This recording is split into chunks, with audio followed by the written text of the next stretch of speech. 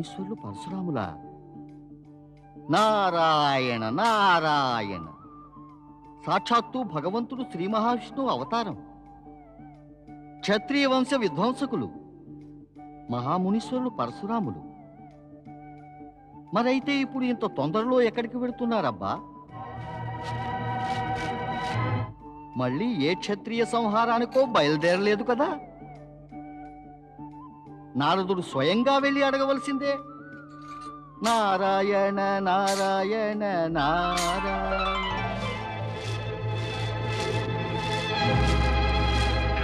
నారాయణ నారాయణ. మహామునీశ్వర మహామునీశ్వర, నారదుని ప్రణామం స్వీకరించండి. నారదా, నువ్వెందుకు ఈ వనంలో ఉన్నావు? మహామునీశ్వర, నేడు తమ దర్శనం కలగాల్సి ఉంది, అది కలిగింది. కానీ మీరు ఈవేళ ఇంత తొందరగా ఎక్కడికి వెళ్తున్నారు? నారదా, నాకు కేవలం ప్రశ్నలు అడగడమే ఇష్టం, ప్రశ్నలకు సమాధానాలు కాదు. అది కాక నువ్వు నాకన్నా పెద్దవాడివి, పూజ్యుడివి కాదు నీకు సమాధానాలు ఇవ్వటానికి. నారాయణ నారాయణ, నేను ఎలా పూజ్యున్నవగలను? నేను తమకు పుత్ర సమానుణ్ణి. మహామునీశ్వర మహామునీశ్వర. జాగ్రత్త నారదా, నేను బాలబ్రహ్మచారిని, నాకెవరు పుత్ర సమానులు కారు. నేనెవరికి పితృ సమానుణ్ణి కాదు. మాతాపితల సంబంధాలతో నాకు ప్రమేయం లేదు. ఉంది మహామునీశ్వర, తప్పకుంది. ఏమిటి? తమరు అనుమతిస్తే నిరూపిస్తాను. ఏం నిరూపిస్తావు? తమరు పితృ సమానులేనని. నారదా, తమరి అమాయకుడిపై కోపగిస్తారే మహామునీశ్వర? ఇది కేవలం నేను కల్పించినదేమీ కాదు. తమరు భక్తవత్సలుడు శ్రీ మహావిష్ణువు అవతారమే. అందుకే తమరందరికీ పూజ్యులే. ఈ కారణంగా అందరూ తమన్ని పితృ సమానులు అనుకుంటారు. అందరూ అనుకుంటున్నప్పుడు అలాంటి ప్రియమైన లాభదాయకమైన సంబంధం తమరు నాకెందుకు నిరాకరిస్తున్నారు? ఓ మహామునీశ్వర, తమరు నన్ను పుత్రుడు అనుకుంటే నాకేమాత్రమూ అభ్యంతరం ఉండదు. నారదా, నీ మాటల చాతుర్యంతో దేవతలకు అసురులకు నీ లీలలు చూపినట్లు నాకు కూడా అలాంటి లీలలు చూపుదాం అనుకుంటున్నావా? మాటి మాటికి కోపగించి తమరి పుత్రుని మనసులా బాధ పెట్టి గాయపరుస్తున్నారెందుకు? నీవింకా నా క్రోధం చూడలేదు నారదా. నేను చూడదలుచుకోలేదు కూడా. దయచేసి తమరు మాత్రం ప్రదర్శించకండి. అయితే పరిణామాన్ని ఊహించుకుని నీ నోటికి తాళం వేయి. అలాగే మునీశ్వర. తమరా నాడు క్షత్రియుల్ని 21 మార్లు సంహరించారు. వారు తమరి క్రోధాన్ని పరిణామాన్ని చూశారు. వారు క్షత్రియులు, అందుచేత క్రోధానికి పరిణామాలకు తట్టుకోగలిగారు. మరి నేనేమో బ్రాహ్మణుణ్ణి, నాపై తమరు కోపగించనే లేరు. నారదా, పదే పదే క్రోధం అనే మాట చెప్పి నా క్రోధాన్ని రెచ్చగొడుతున్నావు. అద్భుతం మహామునీశ్వర, అద్భుతం. క్రోధమనే మాట వినగానే తమ క్రోధాగ్ని రగిలితే శాంతి శబ్దాన్ని వినగానే తమరు శాంతించగలరేమో. నారదా!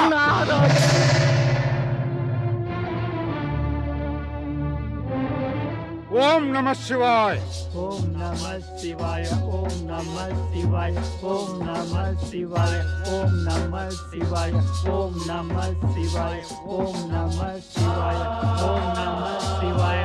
భక్తవత్సలుడు పరమశివునికి జయము, మాతా పార్వతికి జయము. శాంతించండి. పరమేశ్వరుని ధ్యానం భంగం కాకూడదు. ఆయన సమాధికి విఘ్నం కలగకూడదు. లేదు లేదు మాత, మేమందరూ శాంతంగానే ఉంటాం.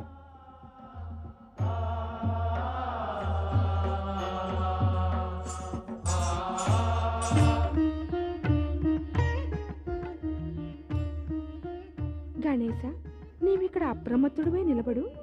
ఎందుకమ్మా? నీవు ఇక్కడికి ఎవరొచ్చినప్పటికీ కూడా సమాధి స్థలాన్ని సమీపించనివ్వకు. పరమేశుని సమాధికి ఎలాంటి ఆటంకము కలగరాదు. తమరి ఆజ్ఞమాత. సమాధి స్థలం సమీపించటమా? దానికేసి కన్నెత్తి కూడా చూడనివ్వను కదా. నిశ్చింతగా ఉండండి.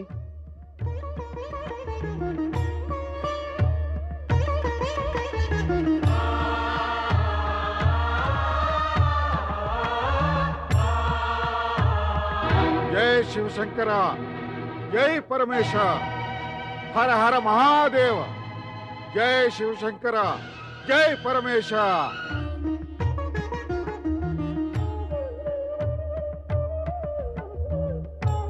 కార్తికేయుడు ఇంకా తిరిగి రాలేదే.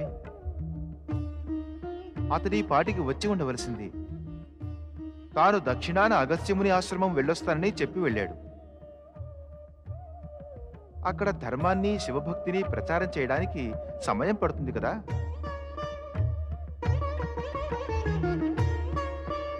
జై శివశంకర, భం భం భోలా, హర హర మహాదేవ.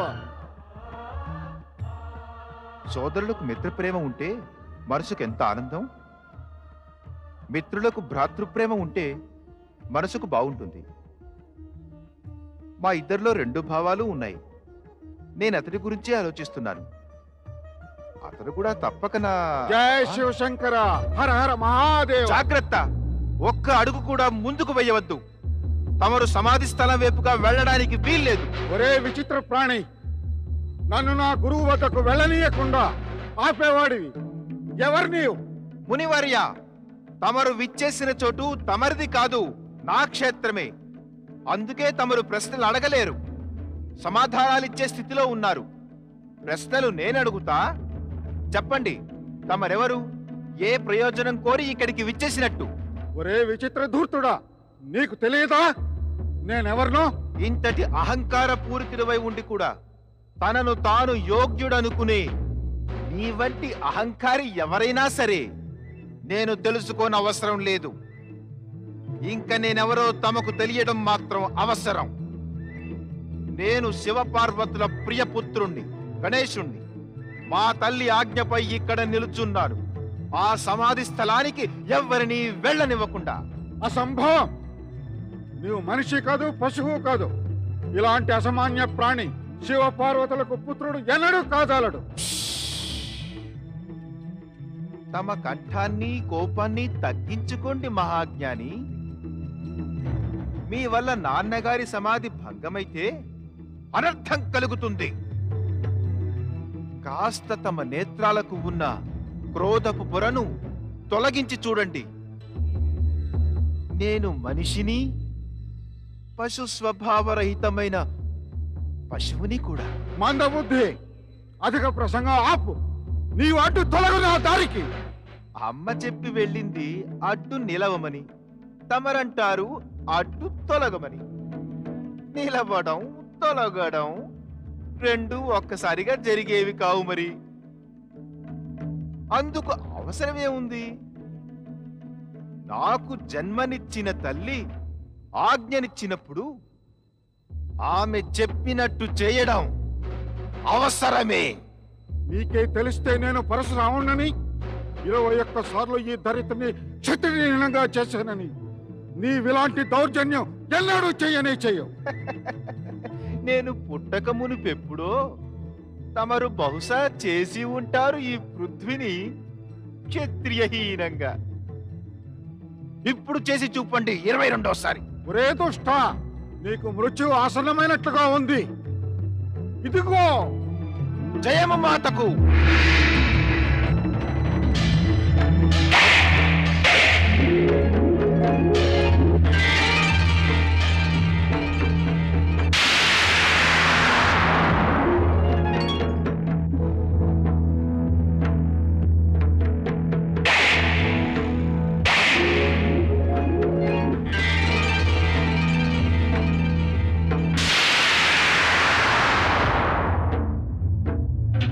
దేవర్షి, ఏదో అనర్థం జరుగుతోంది. దీన్ని ఆపేందుకు చూడాలి. ఎవరాపగలరు? యుద్ధం అనేది ఆగాలంటే దాన్ని ఆరంభించిన వారే ఆపాలి. ఇక్కడిద్దరూ పట్టుదల వారే.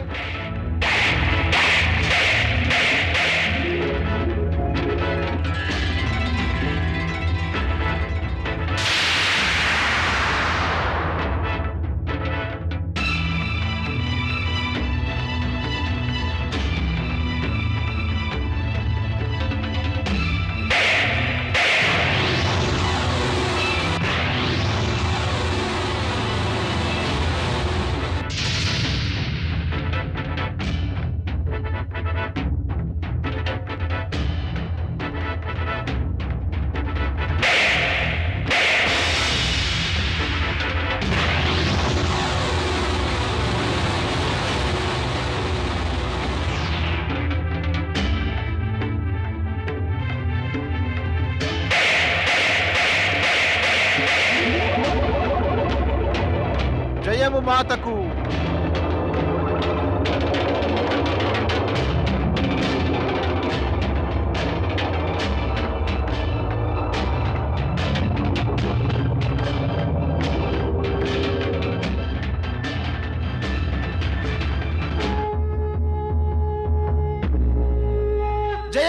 మాతకు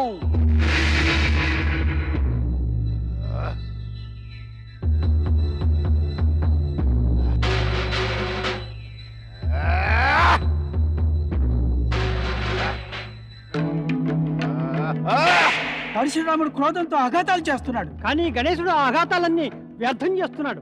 ఏదో ఉపాయం చెప్పండి దేవర్షి. శ్రీ మహావిష్ణువు అవతారమైన పరశురాముడు, శక్తిమాత అంశ గణేశుడు పరస్పరం ఢీకొంటున్నారు. పరమశివుడు తన పుత్రుడికి శిష్యుడికి మధ్య జరుగుతున్న యుద్ధాన్ని ఆపటలేదేమి? వరుణదేవ, తమకు వచ్చిన ఆలోచనలు భక్తవత్సలుడు పరమేశ్వరునికి కూడా తప్పక వచ్చే ఉంటాయి. అయినా యుద్ధం జరుగుతోంది అంటే ఇదంతా పరమేశ్వరుని లీలా అన్నమాట. ఇదేదో భావి సంఘటనకు నాందియే. ఆయన ఊరుకున్నారు అంటే ఈ యుద్ధం ఏదో పరిణామాలకు దారి తీస్తుంది.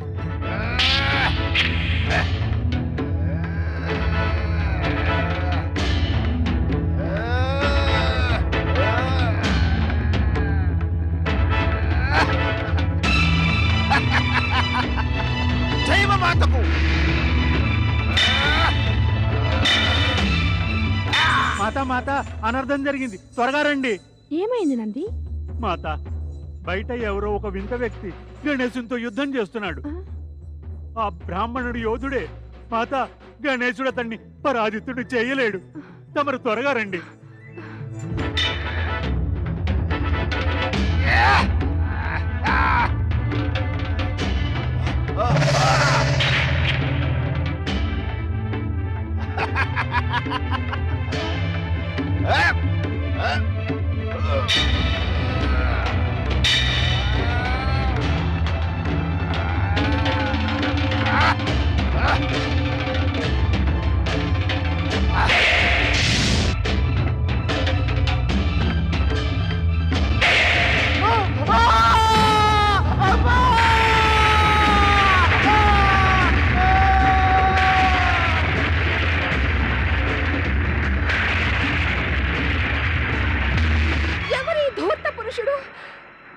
ఎందుకు అకారణంగా నా పుత్రుడిపై దాడి చేశాడు? అమ్మా,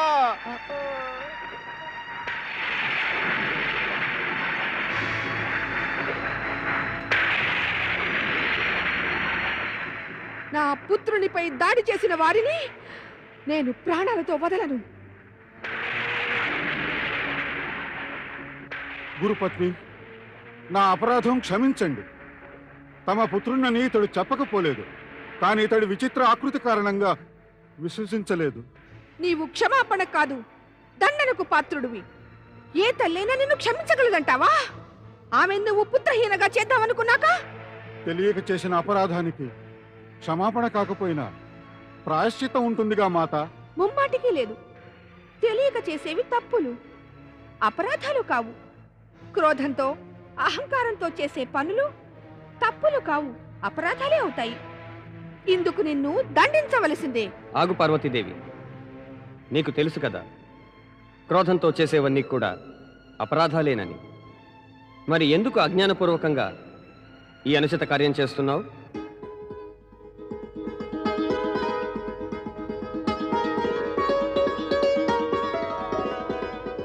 క్షమించు పరమేశ, క్షమించు. అపరాధం జరిగిపోయింది. పార్వతీమాత నన్ను ఏ విధంగా దండించదలుచుకున్నాను, నేను దాన్ని తల వంచి శిరసావహిస్తాను. నేను తమని దర్శనం చేసుకుందామని వచ్చాను, కానీ అనుకోకుండా పరిస్థితి మారింది పరమేశ. సగుణ విద్యాధారులకు ఈ సత్యం తెలియదు. మీలో శ్రీ మహావిష్ణువు అంశం ఉందని, మీరు మాకు పూజ్యులని. జరగవలసిందే జరిగింది. తమరు కేవలం నిమిత్తమాత్రులే. గణేశుడు ఏకదంతుడై పూజ్యుడవుతాడు. ఇతన్ని ఏకదంతుని చేసే పని విధి పరోక్షంగా తమరికి ఒప్పగించింది. శ్రీ మహావిష్ణువు అవతారమే అయిన పరశురామునిపై క్రోధం అనుచితము, అనవసరమే దేవి. ఇదంతా మా ఇచ్ఛానుసారం, మా మహిమ వల్లనే జరిగింది. గణేశ, అజ్ఞానం వల్ల యుద్ధం జరిగింది. జ్ఞానం తెలిసాక గౌరవించు నాయన. ప్రణామం చేయి వారికి.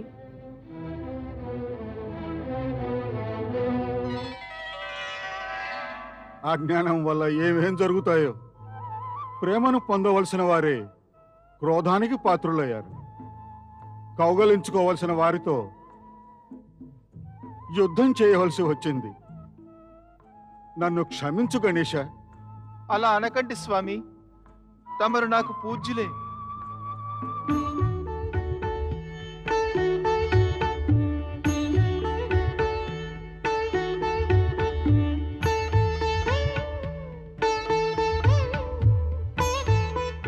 ప్రణామం పితృదేవా.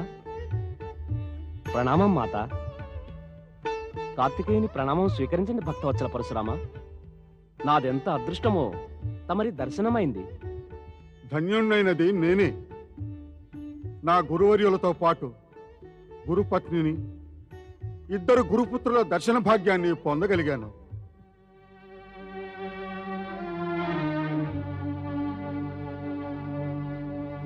తమరు మహావిష్ణు అవతారమే మాకు పూజ్యులు. కానీ పరమేశుని శిష్యులుగా మా ప్రేమకు పాత్రులు కూడా. ఇంతకు ముందు గణేశుని దంతం విరిచి నా కోపానికి గురి అయ్యారు. నాకనిపిస్తోంది తమరిక్కడికి రాకపూర్వమే అజ్ఞానం ప్రవేశించిందేమో. దానివల్ల మొదట తమరు, నేను ప్రభావితులమయ్యాం. నేనన్న మాటలకు మన్నించండి. లేదు లేదు, క్షమయాచించి నన్ను బాధించకండి. తమరు మా గురుపత్ని. తమర్ని పరమేశుని శిష్యులుగా కాకుండా శ్రీ మహావిష్ణువు యొక్క అవతారంగా తలచి క్షమించమంటున్నాను. మరి నేను శిష్యుడుగా మా గురువర్యులు శివుణ్ణి దర్శిద్దామని వచ్చాను. ఇక్కడికి వచ్చాక ఈ శిష్యుడి వల్ల 2 అపరాధాలు జరిగాయి. ఒకటి గణేశునిపై దాడి చేయటం, రెండోది గురుపత్ని నన్ను క్షమ కోరవలసి వచ్చింది. నేను ఈ పాపాలకు ప్రాయశ్చిత్తం చేసుకోవాలి. గురువర్య, నాకు అనుజ్ఞ ఇవ్వండి. నేను మహేంద్ర పర్వతం వెళ్ళి నా దోషాలకు ప్రాయశ్చిత్తం చేసుకుంటాను.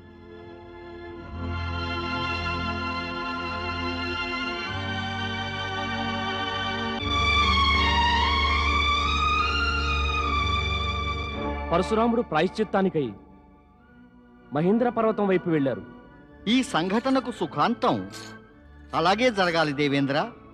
నేను తమతో ముందే చెప్పాను, ఇదంతా శివలీలలోని ఓ భాగమేనని. కానీ దేవర్షి, ఈ శివలీల వల్ల ప్రయోజనం? మేఘదేవ, ఇంకా తమరు ప్రయోజనం ఏమిటని ఆలోచిస్తున్నారా? పరిణామలక్ష్యం దాకా రాలేదా? వినండి. గణేశుడు ఏకదంత రూపంలో పూజలందుకోవాలనే లక్ష్య పూర్తికై భక్తవత్సలుడు పరమేశ్వరుడు మహామునీశ్వరుడు పరశురాముని మదిలో తనను దర్శించాలనే ఇచ్ఛను కలిగించి వారిని కైలాసం పిలిపించారు. ఈ విధంగా తన కుటుంబానికి శ్రీ మహావిష్ణువుకు అంశమైన పరశురాముణ్ణి పరిచయం చేశారు. నారాయణ నారాయణ. గణేశుడేమో ఏకదంతుడయ్యాడు. పెద్దన్నయ్య కార్తికేయ, తమరే ఉంటే పరశురాముని వల్ల ఏకదంతుడు అయ్యేవాడి కాను. నేను ఇక్కడ ఉన్నా ఏం చేయగలను? నాన్నగారు ఉన్నారుగా, ఆయనే ఏమీ చేయకపోతే నేనేం చేసేవాణ్ణి? నిజం చెప్పాలంటే పితాశ్రీ ఇచ్ఛానుసారమే ఇదంతా జరిగింది. ఆయన నిన్ను ఏకదంతుణ్ణి చేసి ఎక్కువ పూజ్యుని చేయదలిచారు. అలాగే జరిగింది. గణేశ, కుమార కార్తికేయులు కూడా వచ్చేసారు. ఆటలాడదామా? సరే కానీ నీకు నీ పుత్రుల వివాహం పట్ల కాస్తైనా చెంతున్నట్లు లేదు? ఏమిటి మీరనేది స్వామి? నేను స్వయంగా ఈ విషయం తమతో చర్చించానే. అది నిజమే, కానీ మరి ఆ చర్చ మరుగున పడిపోయింది. లేదు, నేను మరువలేదు. నాకు తెలిసిందల్లా తమరి ఇచ్ఛ లేకుండా ఏమీ జరగదని. తమరు కోరుకోవాలే కాని అప్పటిదాకా మన పుత్రుల వివాహపు చర్చ కేవలం చర్చగానే మిగులుతుంది. కాస్త ఆలోచించు. నాకిష్టం లేకుంటే, కోరికే లేకపోతే మళ్ళీ ఈ విషయం చర్చిస్తానా? భక్తవత్సలుడు పరమశివునికి జయము, పార్వతీదేవికి జయము. ప్రణామం పరమేశ. ప్రణామం పార్వతీదేవి. రండి రాజా. దేవర్షి నారదుల ప్రేరణ వల్ల స్వార్థ చింతతో వచ్చాను ప్రభు. వచ్చిన పనేమిటో చెప్పు విశ్వరూప. సర్వజ్ఞులకు ఉద్దేశం చెప్పాలా ప్రభు? నా 2 పుత్రికలు బుద్ధి సిద్ధి వీరి బాధ్యత నుంచి విముక్తి కోరి వచ్చాను ప్రభు. ఎవరికి ఒప్పగించదలిచావు వీరి బాధ్యతను? ప్రభు తమకు పార్వతీదేవికి తమ పుత్రులకు భార్యలుగా చేసి. నీ నిర్ణయం ఏదో చెప్పుదేవి. నిర్ణయించే అధికారమంతా తమరిదే. కానీ నాకీ ఇద్దరి కన్యలు నా పుత్రవధువులేని అనిపిస్తున్నారు. అంటే నా నిర్ణయం ఏమిటో నీవు వినకుండానే నిర్ణయించేశావన్నమాట. ఈ ఇద్దరు కన్యలను నీ పుత్రులకు భార్యలుగా చేసుకోవాలని. రాజా, తమరు నిశ్చింతగా తిరిగి తమ భవనానికి వెళ్ళండి. సమయం రాగానే తమకు శుభ సమాచారం లభిస్తుంది. ప్రభు, ధన్యుణ్ణయ్యాను. ప్రణామం పరమేశ. ప్రణామం పార్వతీదేవి.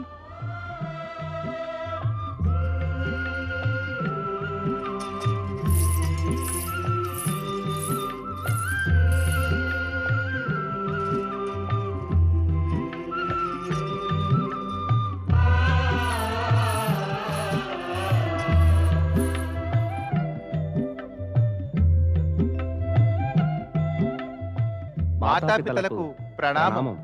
మంగళమస్తు. ఇందాకనే ఇక్కడ మీరిరువురూ చూసిన కన్యలే మాకు కాబోయే పుత్రవధువులు.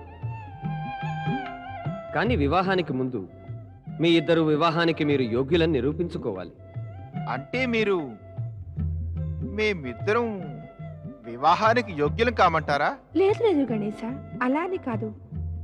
మీ తండ్రి గారి అభిప్రాయం గ్రహించు. వివాహానికి ముందు మీరిద్దరూ భూమికి ప్రదక్షిణం చేసి రావాలి. ఎవరు భూమికి ప్రదక్షిణం చేసి ముందుగా తిరిగి వస్తే వారి వివాహం ముందు జరుగుతుంది.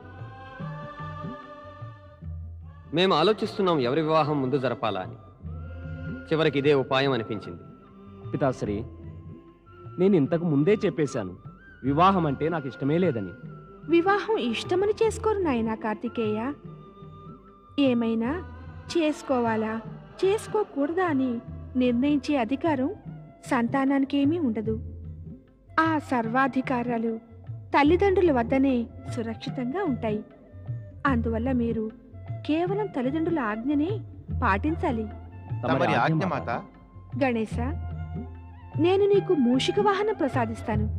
దానిపై నీవు కార్తికేయుడితో పాటు భూమికి ప్రదక్షిణం చేసిరా.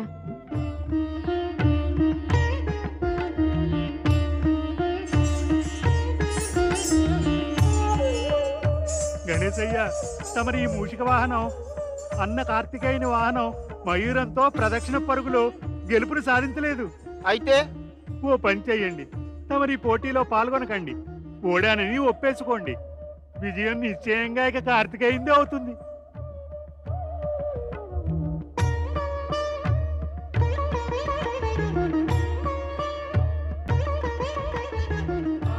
నా అంతటి నేనే ఈ పోటీ మానుకుందామని ఆలోచిస్తున్నాను.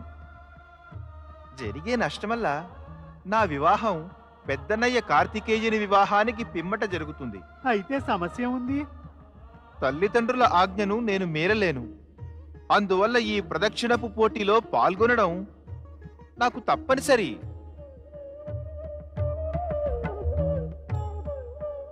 పెద్దన్నయ్య, శుభముహూర్తం సమీపించింది. ప్రదక్షిణ సమయం వచ్చేసింది. ఇక మనం భూమికి ప్రదక్షిణం చేయడం ప్రారంభించాలి. అవును, ఇక అనవసర జాప్యం ఎందుకు? గణేశ, భూమికి ప్రదక్షిణం ప్రారంభించే ముందు మనం మన మాతాపితల ఆశీర్వాదాలను పొంది రావాలి. అవును పెద్దన్నయ్య, తల్లిదండ్రుల ఆశీర్వాదం పొందకుండా ఆరంభించే పనులన్నీ కూడా చివరకు దుఃఖాంతాలే అవుతాయి. అందువల్ల తల్లిదండ్రుల ఆశీర్వాదం మనం పొందవలసిందే. పద.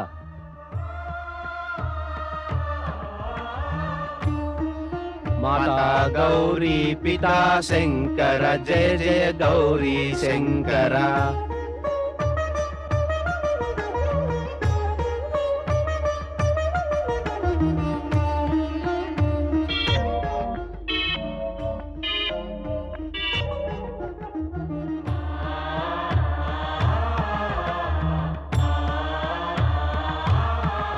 కుమార కార్తికేయునికి జయమో! కుమార కార్తికేయునికి జయమో! కుమార కార్తికేయునికి జయమో! భగవాన్ భోళాశంకరునికి పార్వతీ మాతకు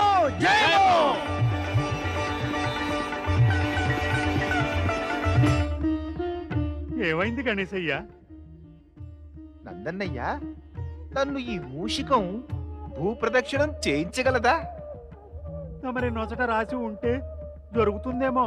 మీరు కార్తికేయ సోదరుని ఓడించగలరేమో.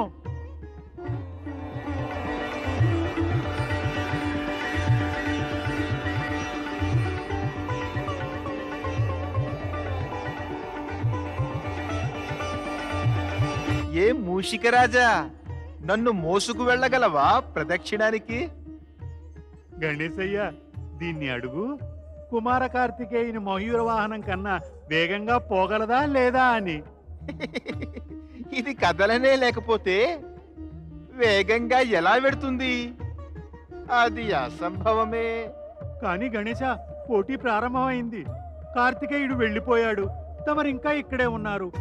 ఇంకా ఆలస్యం జరిగితే తమరు పోటీలో నెగ్గలేరు మరి. లేదు నందన్నయ్య, లేదు. విజయం నాదే అవుతుంది. నారాయణ నారాయణ. అభినందనలు కుమార కార్తికేయ, అభినందనలు. ఓ, దేవర్షి నారదులా? అభినందనలు ఎందుకు దేవర్షి? భూప్రదక్షిణపు పోటీలో విజయం సాధించారు కదా, అందుకే. ఇంకా జయాపజయాల నిర్ణయం ఎక్కడైంది? పోటీ జరుగుతోంది కదా. నారాయణ నారాయణ. ప్రత్యక్షంగా కాకున్నా పరోక్ష రూపంలో నిశ్చయమైపోయింది కుమార. ఇక గణేశుడు ఆ మూషిక వాహనంపై ఎక్కి మిమ్మల్ని ఏ విధంగా ఓడించగలుగుతాడు? ఆ మూషికం పెళ్లి నడకలెక్కడా, తమ మయూరపు వాయువేగమెక్కడా? భారీ శరీరం కలిగిన ఆ లంబోదరుడు గణేశుణ్ణి మరి ఆ మూషికం ఎంత దాకా, ఎక్కడి దాకా మోయగలుగుతుంది? నారాయణ నారాయణ. తమరు విజయులైపోయినట్టే కుమారా. కానీ నేను అలా అనుకోను దేవర్షి. చేదు నిజం అంగీకరించాలంటే కాస్త వ్యవధి కావాలి కుమారా. తమకు గణేశుడంటే ఎంతో ప్రేమ ఉంది. మీ విజయం, అతడి పరాజయం మీకు అవి నచ్చేవి కావు. కానీ ప్రదక్షిణలో తమరి విజయం పూర్వనిశ్చిత సత్యమే. నారాయణ నారాయణ. నిజం చెప్పాలంటే దేవర్షి, నాకు ఈ విజయమూ వద్దు, వివాహమూ వద్దు. నేను మాతాపితల ఆజ్ఞ వల్ల ఈ పోటీలో పాల్గొన్నాను. తమరైతే మాతాపితల ఆజ్ఞను గౌరవిస్తారు. వివాహం మానేసి బాలబ్రహ్మచారి అవుతానని అంటారు. ఈ రెండు ఒకేసారి ఎలా చేస్తారు? నారాయణ నారాయణ. తమరెలా చేస్తారు కుమారా? తమరే నాకు మార్గదర్శకులు దేవర్షి. నేను ఈ రెండు పనులను సమస్య లేకుండా ఎలా పూర్తి చేయాలి? దీనికి ఒకటే మార్గం. చెప్పండి, ఏమిటది? తమరి పోటీలో పరాజితులు కావాలి. అందుకుగాను తమరు కైలాసం ఆలస్యంగా చేరండి. అంటే మీ వేగాన్ని బాగా తగ్గించుకోవాలి మీరు. దానితో గణేశునికి విజయం నిశ్చితమవుతుంది. నేను కోరేది అదే. గణేశుడు విజయుడై అతని వివాహం జరగాలి. అది నిశ్చయమే. అంటే అంటే ఇదే కుమారా. విధి విధానం ప్రకారం రాజా విశ్వరూపుని పుత్రికలు బుద్ధి సిద్ధుల వివాహం గణేశుడితో రాసిపెట్టి ఉంది. నారాయణ నారాయణ. బుద్ధితో సిద్ధితో వివాహమా? అవును కుమారా, బుద్ధితో సిద్ధితో. నారాయణ నారాయణ. బుద్ధి సిద్ధిల వివాహం గణేశుడితోనా?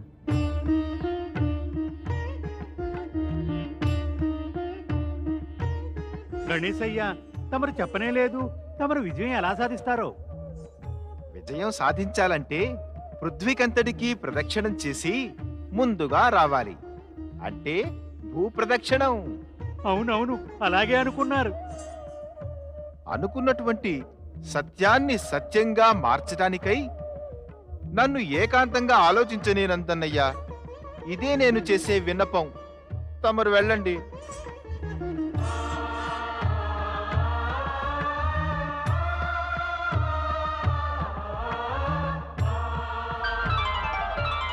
ఏమిటి ఆలోచిస్తున్నావు గణేశ? పుత్రుని లోకమంతా తన మాతాపితలలోనే ఇమిడి ఉంటుంది. ఇది కూడా నిజమే. సంతానానికి ఈ ప్రపంచంతో సంబంధం మాతాపితల వల్లనే ఏర్పడుతుంది. మాతాపితలే సంపూర్ణ ప్రపంచం. శాస్త్రాల్లో మాతని పృథ్వీ అని, పితని ఆకాశమని వర్ణించారు. ఏది ఏమైనా గణేశ, భూప్రదక్షిణం చెయ్యడం నీ వల్ల కాదు. అందుచేత ప్రాయశ్చిత్త రూపంలో నీ మాతాపితలకు ప్రదక్షిణం చేయడమే నీకు ఉచితం కాగలదు.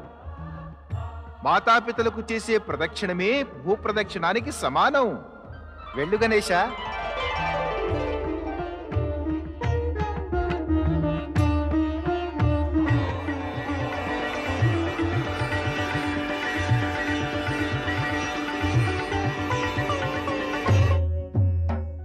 కుమార గణేశుడికి గణేశయ్య, మీరు విజయులై తిరిగి వచ్చారు. మరి మీ ముఖంపై ఈ విషాదం ఎందుకని? లేదు నందన్నయ్య, నేను విజయునై తిరిగి రాలేదు. నాకు జయధ్వానాలు చెయ్యకండి. పార్వతీమాత ఎక్కడుంది? వారిప్పుడు తమ గదిలో ఉంటారు. వెళ్ళి ఆమెకు చెప్పండి, ఆమె పుత్రుడు గణేశుడు వెంటనే ఆమె దర్శనం కోరుతున్నాడని, ఆమెను శీఘ్రమే విచ్చేయమని. అలాగే గణేశయ్య, వస్తాను. ఓ ప్రభు, ఇప్పుడు తమరి లీల నాకు అర్థం అవుతోంది. ఇప్పుడు ఇక నేను చేయవలసిందల్లా మీరు కోరినదే. అలా చేయడం తప్ప మరో మార్గం లేదు కదా. నేను చేస్తున్న వాటన్నిటికీ పూర్తిగా నేనే బాధ్యుని కాను. జరుగుతున్నదంతా కూడా తమరి ఇచ్ఛా లీలల ప్రకారమే జరుగుతోంది. గణేశ, నీవు పృథ్వీ ప్రదక్షిణ చేసి ఇంత శీఘ్రంగా ఎలా వచ్చావు? భూమికి ప్రదక్షిణ చేయడం నా వల్ల కాదమ్మా. నా మాతాపితల ఆజ్ఞను అవహేళన చేసినందువల్ల నేను ప్రాయశ్చిత్తం చేసుకోదలిచాను. ఈ ప్రాయశ్చిత్తం తమరి క్షమాభిక్ష వలనే పూర్తవుతుందమ్మా. దయచేసి తమరు పితాశ్రీ సరసన కూర్చోండమ్మా. జై పరమేశ, జై శివశంకర, హర హర మహాదేవ. జయము భక్తవత్సలునికి, జయము శివశంకరునికి, హర హర మహాదేవ.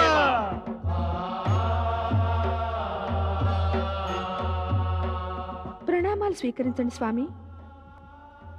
మీ సమాధి భంగం అయ్యింది. అందుకు మమ్మల్ని క్షమించగోరుతున్నాం.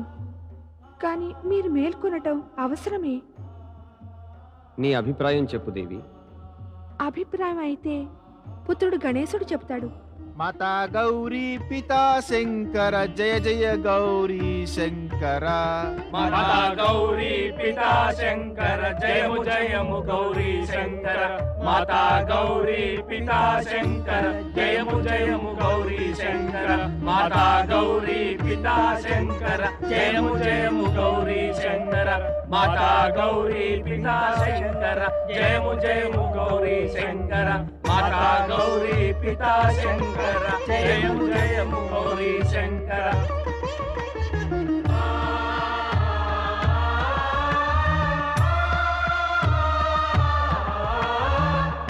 మాతా గౌరీ పితా శంకర, జయము జయము గౌరీ శంకర. మాతా గౌరీ పితా శంకర, జయము జయము గౌరీ శంకర. నీ సంగతి ఏమిటో చెప్పు పుత్ర. ఆ సంగతి పుత్రుడిదే కాదు, తండ్రిది కూడా. కాని చెప్పవలసింది పుత్రుడే. చెప్పు, ఏం చెప్పదలుచుకున్నావు? అదే శాస్త్రాలలో చెప్పిన ప్రకారం మాతను పృథ్వీగాను, పితను ఆకాశంగాను అనుకోవాలి. నేను నా మాతాపితలకు 3 ప్రదక్షిణాలు పూర్తి చేసి భూప్రదక్షిణం చేసిన దానికన్నా ఎక్కువ పుణ్యం పొందగలిగాను. మాతాపితలను మించిన వారు లేరు. పిల్లలకు ప్రపంచం అంటే ఏమిటో మాతాపితలే చెబుతారు కదా. వారికన్నా ఎక్కువ శ్రేష్ఠులు, పూజ్యులు, మాంజులు వేరెవరూ ఉండరు. వారే పిల్లలకు యావత్ ప్రపంచమును. వారికి ప్రదక్షిణాలు చేయడం అంటే భూమికి ప్రదక్షిణాలు చేసినట్లే. గణేశ, నీ బుద్ధి కుశలత, ప్రతిభ చూసి మేం ప్రసన్నులమయ్యాం. నీవు నీ చతురతతోటి కార్తికేయుని పరాజితుణ్ణి చేశావు. ఇప్పుడు నువ్వు ముందుగా వివాహం చేసుకోవడానికి అర్హుడవయ్యావు. పితాశ్రీ, పెద్దన్నయ్య కార్తికేయుణ్ణి ఓడించగలుగుతానని నేను కలలో కూడా అనుకోలేదు. తనకన్నా పెద్దల్ని ఓడించగలుగుతామనుకునే వారిని విజయం ఎప్పుడూ వరించదు కదా. తమరు చెప్పారని నేను పోటీలోనైతే పాల్గొన్నాను. కానీ పెద్దన్నయ్య కార్తికేయుడు ఓడటం నాకేమీ ఇష్టం లేదు. తమరి ఆజ్ఞ వల్ల ప్రదక్షిణాన్ని ముగించేందుకు మాత్రమే నేను నా మాతాపితలకు ప్రదక్షిణం చేశాను. పితాశ్రీ, కార్తికేయుడు నాకన్నా పెద్దవాడు. వివాహం ముందుగా అతనికే జరగాలి. దీని నిర్ణయం అయితే కార్తికేయుని ద్వారానే జరుగుతుంది. తమరి ఆజ్ఞ. నేను పెద్దన్నయ్య కార్తికేయునికై నిరీక్షిస్తాను.